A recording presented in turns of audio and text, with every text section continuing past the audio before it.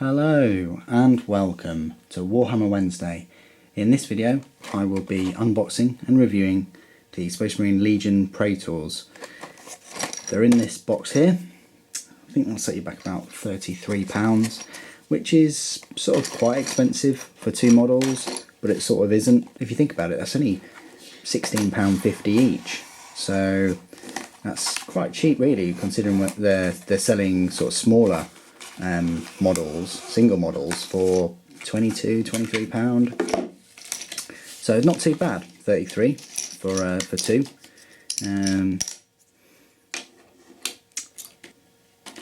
You get one which is in sort of artificer armour, or Mark III armour, which is this guy here. I'm not even going to bother with that silly smarty of a base. It's just stupid.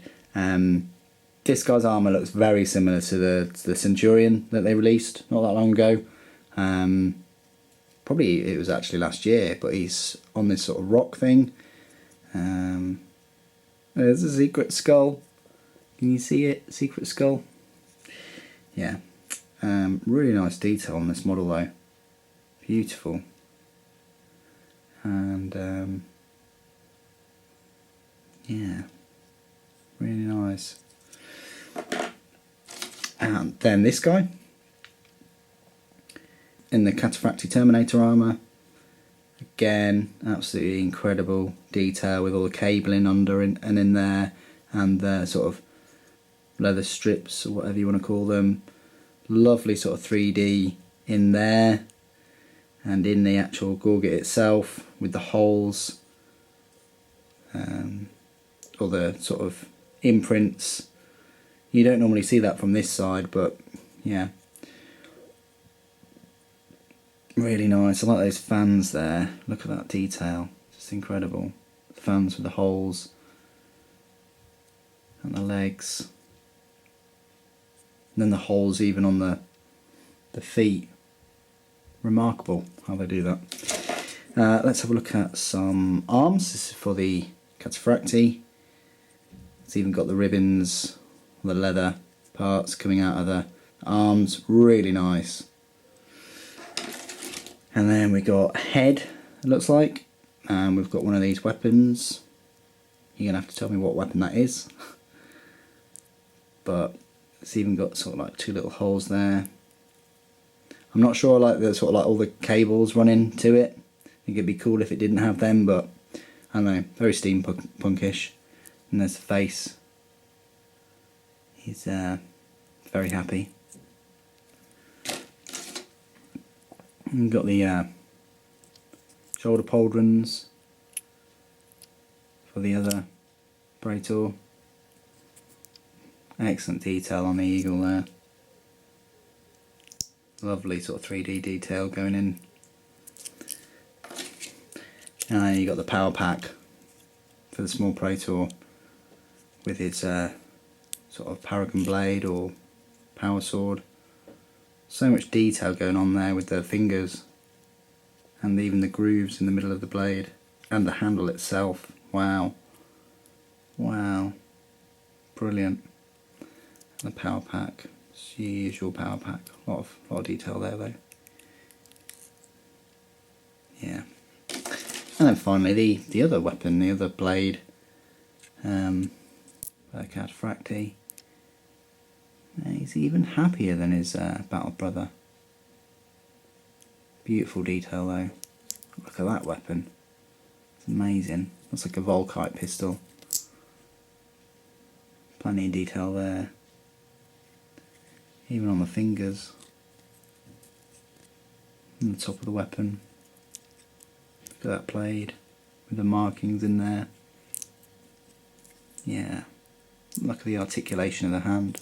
Amazing. So, there you go. Plenty of detail in those two miniatures. Actually, quite surprised. I thought there wouldn't be as much detail in them. I'm very chuffed that I've got them. They will be definitely at the head of my Legion force. Without further ado, join me in part 2, and we'll have a detailed look at these models complete. And welcome to part 2 of the Legion Praetor review. Here they are, fully completed. So we'll just have a a look at them individually. Apologies for the lighting. This is just from above. Hopefully the lighting will be on the model though, and you'll get some a good look at all the detail. As I said at the start, this pair costs £33, which I think is quite reasonable.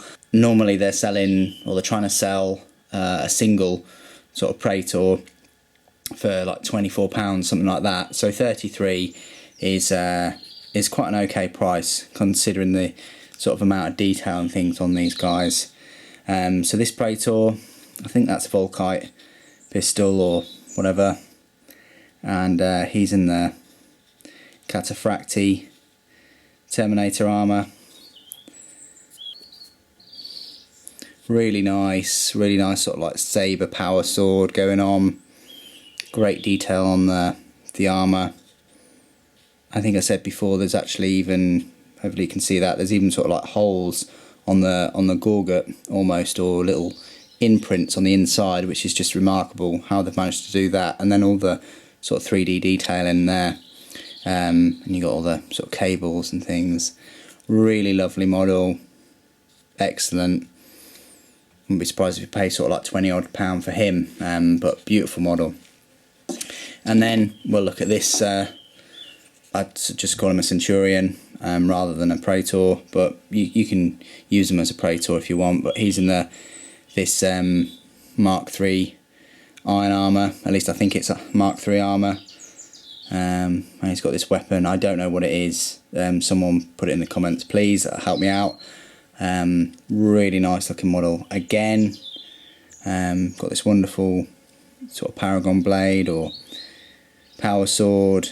Bit of a pain to sort of get his hand right, and glue, and the handle is very very fragile.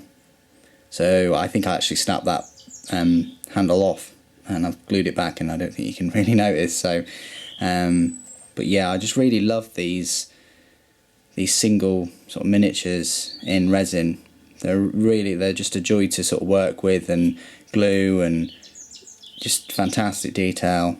Yeah, plastic is great, but resin is just, yeah, I just am preferring to work with it more now, and it's definitely sort of encouraged me and spurred me on to get a number of just normal sort of generic Space Marines in resin, including some Mark IV, which I've got, you know, a lot in plastic. So there you go. That's the two Praetors as they're sort of advertised, but you could really use him as a Centurion. I can compare him. I've got the Praetor from the Betrayal at Calth box set. He's not painted, but at least that sort of gives you some sort of idea in terms of size and things.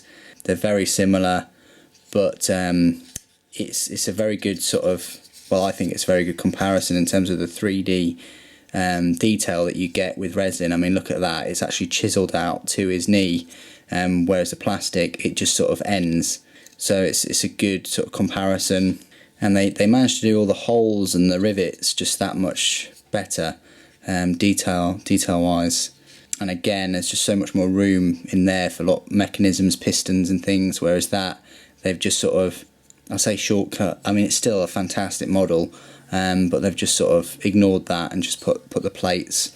I mean, they've done a good job with all those sort of leather loins or whatever you want to call them, but they've also got this feathering effect for the eagle or whatever it is. But you can definitely tell the difference there between the resin and plastic. I just thought that would make a good little comparison. Sort of like brothers like that, aren't they? And then with the Centurion, I'd probably compare him to oh wow, a painted miniature.